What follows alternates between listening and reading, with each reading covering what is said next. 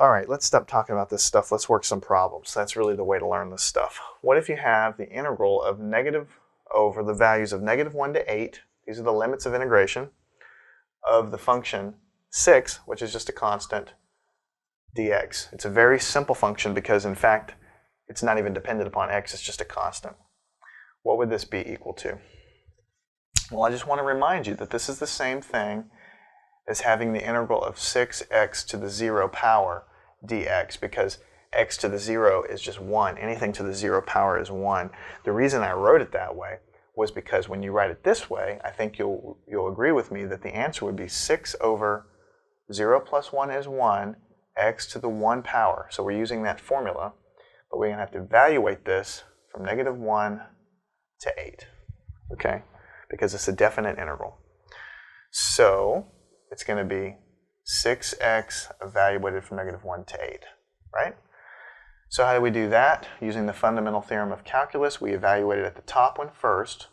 So that's 6 times 8 minus 6 times -1. Okay? And so this will be 48 minus -6, which is 48 plus 6, which is 54, which is the answer. Now, I want to also point out to you, look how I did this very explicitly. 6 times 8 is in the first one, minus bracket 6 times -1, and I left it like that. I didn't multiply it here. I wrote 6 times -1. I'm going to tell you right now, if you try to be fancy and skip steps and start doing things in your head, you will get the wrong answer. It is a matter of time, especially with the sign errors. So go ahead and take the few lines of paper to write it down exactly what you mean. Put your -6 here, and then make it a positive, and then add it together. If you start doing all this stuff in your head, you're going to get the wrong answer. It's just a matter of time. I can guarantee you that. Let's go on to another problem. The integral from 0 to 1 of x to the 99th power, okay, over dx is equal to, we already know how to integrate this. It's 1 over 99 plus 1 is 100, times x to the 99 plus 1 is 100th power. This is just the formula we've used, evaluated from 0 to 1. So this is going to be 1 over 100 times 1 to the 100th power, so this will be times 1 to the 100th power, big surprise, you know that's going to be a 1 in the end, minus 1 over 100 times 0 to the 100th power. So you know this whole thing just goes to 0 because 0 to the anything power is just 0. And so in the end what you're going to get is 1 over 100, which is the answer because you have 1 over 100 times 1. 1 to the 100th power is just 1. This goes to 0, so that's your answer. Okay? So what I'm going to do to save a little space, I'm going to say this is equal to 1 over 100, just like we just said, and I'm going to work another problem right underneath here. Okay, now what if we had a problem that looked like this? Integral from 0 to 1 of 1 minus 2x minus 3x squared over dx, okay? And we want to evaluate this guy. Now here we have basically a polynomial. We know how to integrate each part of it, and they're simply added together. So from our other property, we know that we can just integrate each one separately and add up the results. So let's do that. What would we have? For the first term, this is kind of like 1x to the 0 power. So to integrate that, it's going to be 1 over 1 x to the 1 power, because 0 plus 1 is 1, so we get 1 down here and 1 up here. For the next term, you got to carry your minus over. You're going to have 2 over 2x squared. You have an exponent of 1 here, so it will be 2 over, and you have 1 plus 1 is 2, x to the 1 plus 1 is 2. And then over here, you'll have, for the same reason, 3 over 3x to the 3rd power. For the same reason, when you integrate that, it's 2 plus 1 is 3, so that goes into the denominator of that fraction there, and also in the exponent. Now don't forget that we've integrated it, but our limits of integration are from 0 to 1, so we need to go ahead and keep that there. Okay. Now we've done the hard part. We've done the integration. Now to find the answer to this definite integral, we need to use that fundamental theorem of calculus, which says that we basically plug in the top number here into this big long expression, and then we subtract off this big long expression evaluated at the bottom number. Okay? So before we do that, we're going to simplify what we have here a little bit. What you're going to have is x minus x squared minus x cubed, evaluated from 0 to 1. This is what we need to evaluate. So let's do this. For this function evaluated at 1, it's simply going to be 1 minus 1 minus 1. I think you can convince yourself of that. 1 minus 1 minus 1. Anything raised to the power of whatever is 1 raised to the power of anything is just 1. Minus the same thing evaluated at 0. You're going to have 0 minus 0 minus 0. So I'll just write it 0 minus 0 minus 0 so we don't forget what we did here. So in this bracket, I'm going to have 1 minus 1 is going to be 0, minus 1 gives me negative 1 over here, and then I'm going to be subtracting off a big fat 0. So the answer to the problem is negative 1.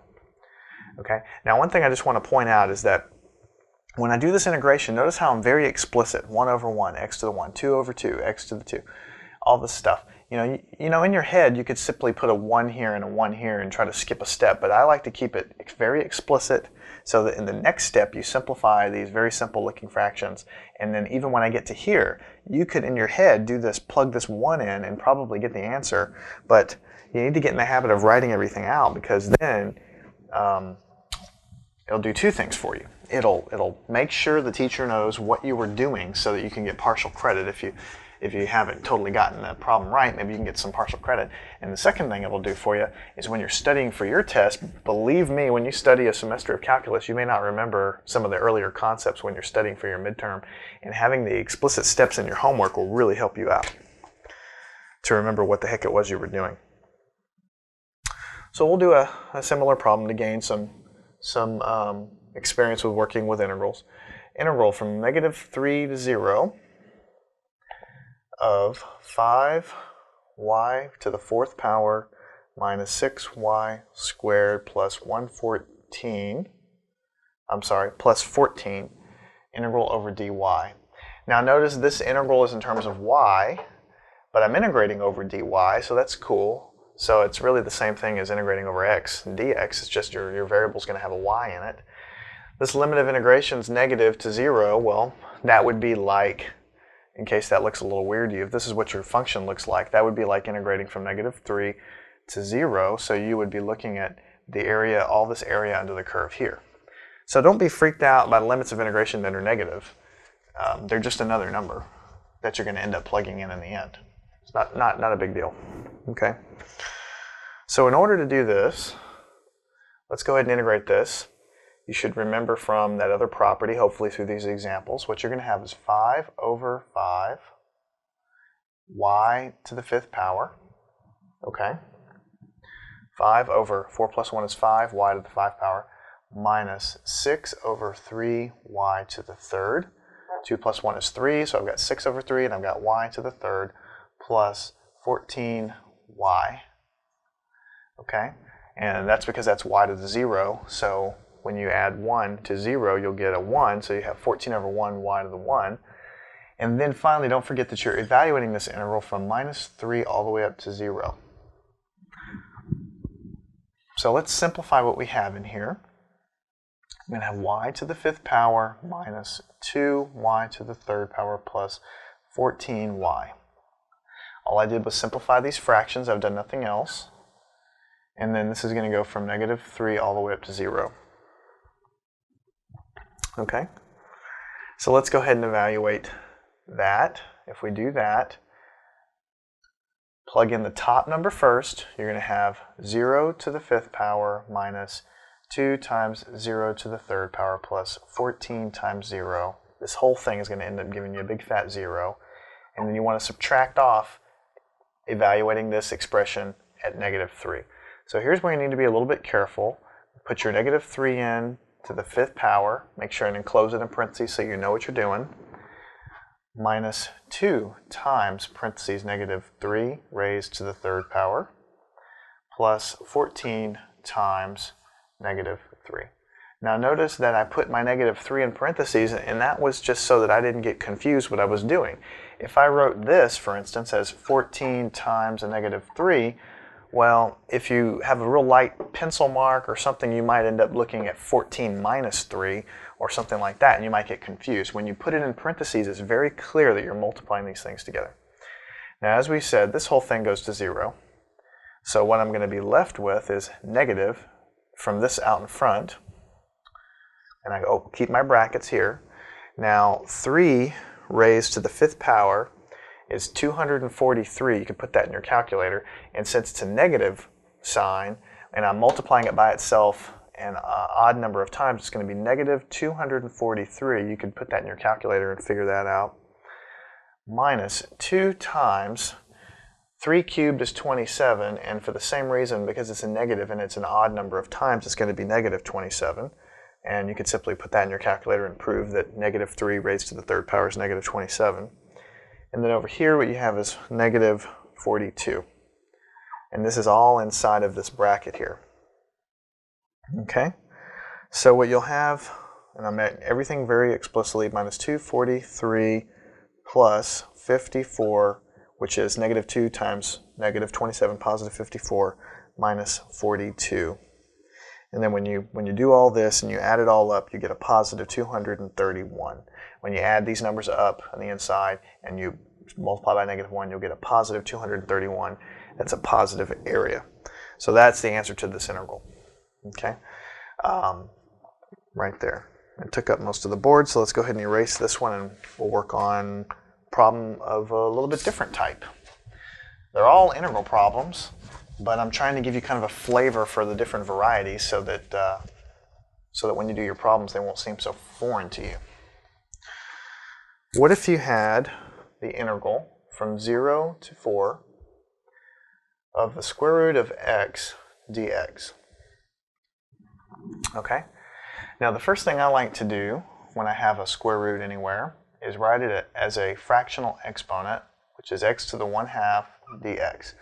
The reason I like to do that is because the formula to take the integral is written in terms of exponents. So what would this be? The fact that this is a fractional exponent has no bearing on how you actually solve the problem. It's the same way as before.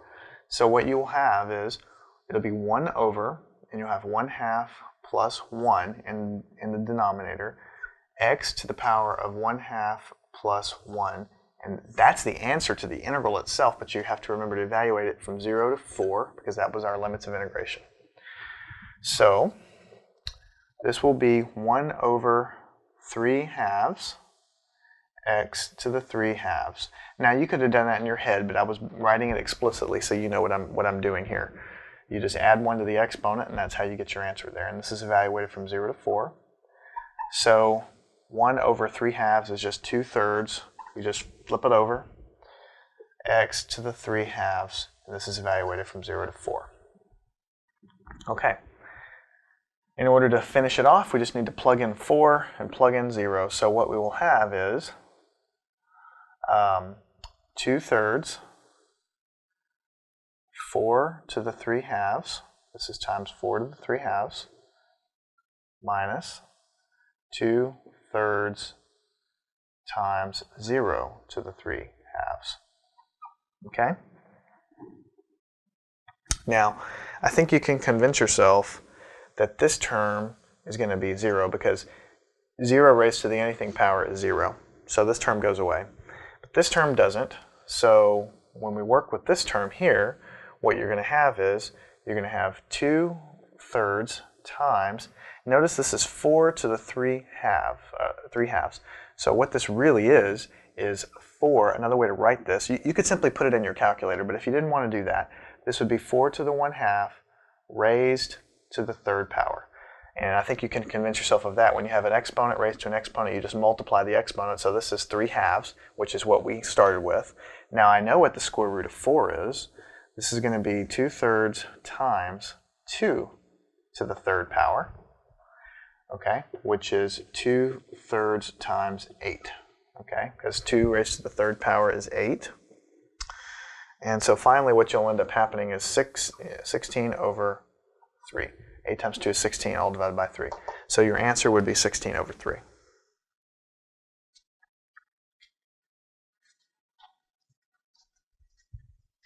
So you see, it's pretty mechanical.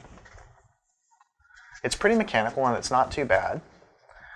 Now, of course, I already told you before that integrals can be quite complicated and difficult to do later on down the road, but I've given you problems that you know how to do, and so that's why they seem so easy. In the not too distant future, you're going to be given integrals that are going to be significantly more difficult to solve. But these guys here, when they're in terms of polynomials or something, is fairly simple. So here you have integral 1 to 3 of 1 over t squared minus 1 over t to the 4th power dt. Now the fact that it's t and dt doesn't really matter in the end. It's all going to be the same. Treat it the same way that we've been treating it. Now what I like to do when I see a problem like this, I've been saying it over and over again, is I like to write these in terms of, instead of powers, write them in terms of exponents. So then this would be t to the minus 2 power minus t to the minus 4 power dt. That's equivalent. That's exactly the same thing. And when I write it this way, it becomes much easier. Now, in order to apply the rule, I do it the same way as I did before. No big deal. 1 over minus 2 plus 1 t to the minus 2 plus 1 minus the second term, which is 1 over negative 4 minus 1. I'm sorry, negative 4 plus 1 is what we're doing when we integrate. T to the negative 4 plus 1. And this whole thing has to be evaluated from 1 to 3. Now, I was very explicit when I wrote that out. In reality, you could probably do this part of it in your head. This is going to be what you see you're going to have here for the first term is 1 over minus 1, right? So that's just going to give you a negative t to the negative 1. And then for the second term, it's going to be minus, but what you're going to have here is you're going to have 1 over negative 3 t to the negative 3. So you have to be real careful to keep your signs right, to make sure that you get it right. So you're going to have negative t to the minus 1 plus 1/3 t to the minus 3. That is the integral. Okay, that's the answer to the integral, but unfortunately we're not totally done yet here because we need to plug in those values there. These values right here. Okay. In order to do that, sometimes it's easier when you're trying to get your final answer to go ahead and flip this back to fractional form. So this is negative 1 over t plus 1 over 3t cubed, evaluated from 1 to 3. And all I did was move the t down in the denominator here and the t3 down in the denominator there. I didn't do really anything more than that. Okay, and we need to evaluate this from 1 all the way up to 3. So in order to do that, I need to plug my 3 in. So I'm going to have negative 1/3 plus 1 over 3 times 3 to the 3rd power. I just plugged the 3 in there. Nothing too fancy there. Minus, and now I'm going to plug a 1 in, which is going to be negative 1 over 1 plus 1 over, and I'm just going to put 3 in because 1 raised to the anything power is 1, so this is just going to be a 1/3 here, like this. All I did was plug a 3 in and get this, and then plug a 1 in and get this, and you have your minus sign like we always do. Okay, so over here, what I'm going to have is negative 1/3 plus 1 over, and if you put that in your calculator, 3 times 3 to the 3rd, you'll get an 81 out of that, minus negative 1 plus 1/3. That's 1 over 1 is 1, so I just left it like this. And then to keep on going, to go ahead and just expand all this out, what you'll have is negative 1/3 plus 1 over 81. And then distributing this negative 1, you'll have plus a 1, and then minus 1/3. Now take a look at what we've done here. We've got term with a couple of 1/3 in it. We've got a term with 1 over 81, and we've got a term with 1. You can play around with this, finding a common denominator, or you can just put it in your calculator or whatever, and what you will get in the end is 28 over 81. So the common denominator would be 81. 3 goes into 81, obviously. So you could write these as fractions of 81, and you can add them all up and you get that. So notice that even though this looks a lot more complicated, it really isn't. It's just another polynomial with negative exponents. So we do the actual integration exactly the same. It's 1 over 1 plus the exponent, 1 over 1 plus the exponent here, and then from there it just becomes an exercise in simplification. You got to keep your sign straight. This is negative sign out front because of this. This is a negative 1/3 inside because of that. You've got a minus sign here that could easily trip you up. That's what I'm talking about, keeping your sign straight. So this becomes a plus sign. And then when you plug in your limits of integration in terms of fractions, you know, it can get a little bit messy, but it's really not terribly messy. It's just tedious. Okay, so that's why I'm saying make sure and have all your steps laid out in easy to read form, so that when you're studying, you figure out, you won't be guessing exactly what you were doing.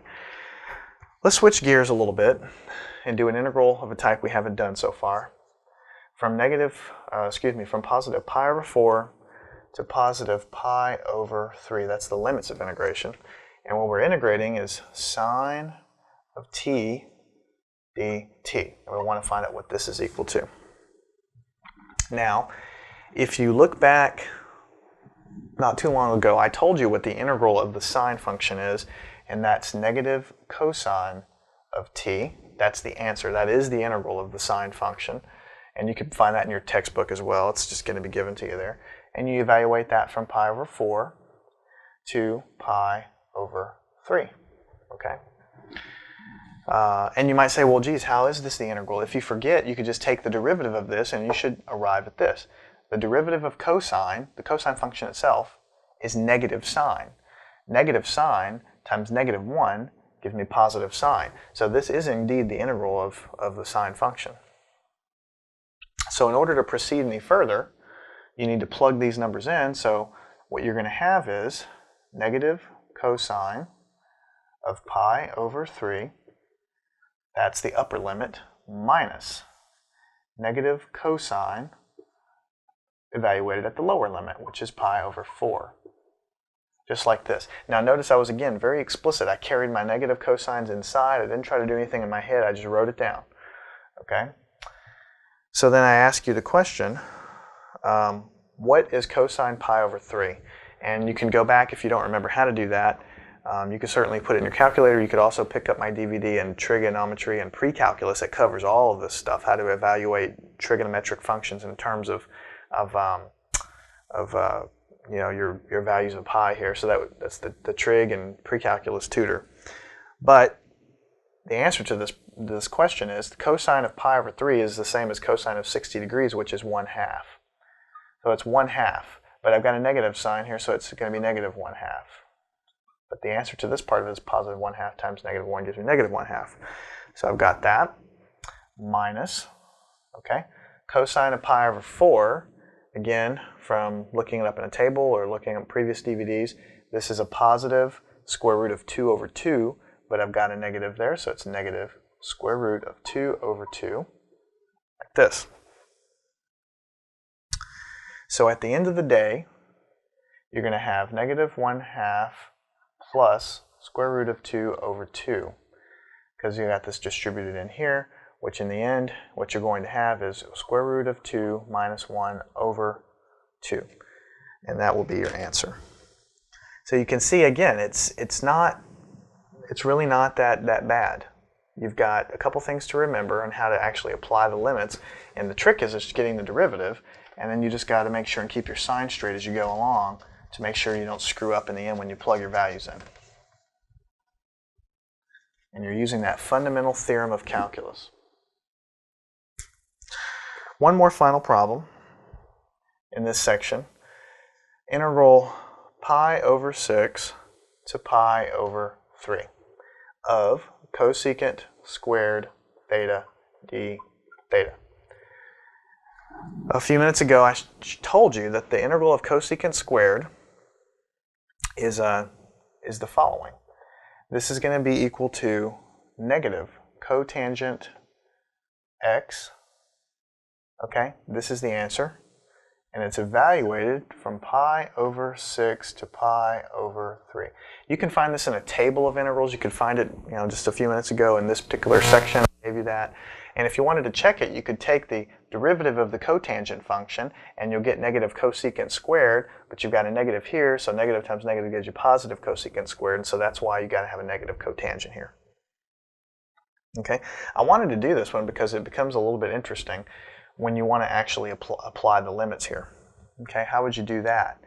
You would have negative, and don't forget, what is cotangent actually equal to? It's the sine, cotangent function is equal to cosine over sine. By definition, you can look in any trig book or you can look on my pre-cal DVD, and this is the definition of the cotangent function. So what you're going to have here is negative cosine of x over sine of x, and again you're evaluating at the same limits. I haven't done any of that stuff yet, but I just wanted to make it explicit that cotangent is cosine over sine. You got a negative sign in there. Okay, let's press.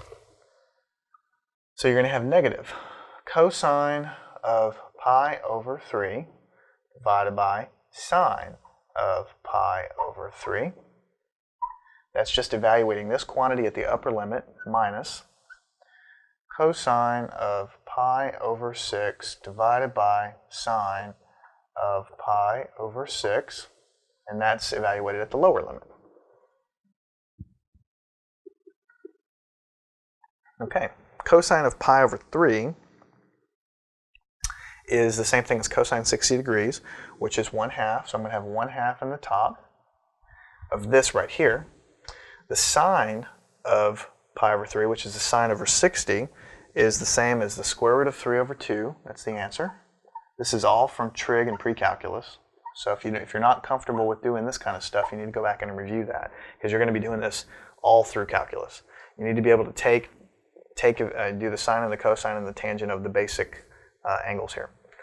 Cosine of pi over 6, which is the same as cosine of 30, is the square root of 3 over 2 in the top here, and then the sine of pi over 6, which is the sine of 30 degrees, is 1/2 here.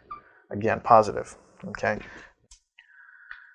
So you have these 2's canceling here and these 2's canceling right there, and in the end, what you're going to have, okay, is you're going to have from this term here, you're going to have negative 1 over square root of 3, and over here you're going to have plus, because negative times negative gives you positive, square root of 3 over 1. So this is basically the answer, negative 1 over square root of 3 plus square root of 3. Now you could beat this into shape, making a common denominator and simplifying that further, but I just wanted to get the point across in how you do the calculus part, which is this right here. Learn anything at mathandscience.com.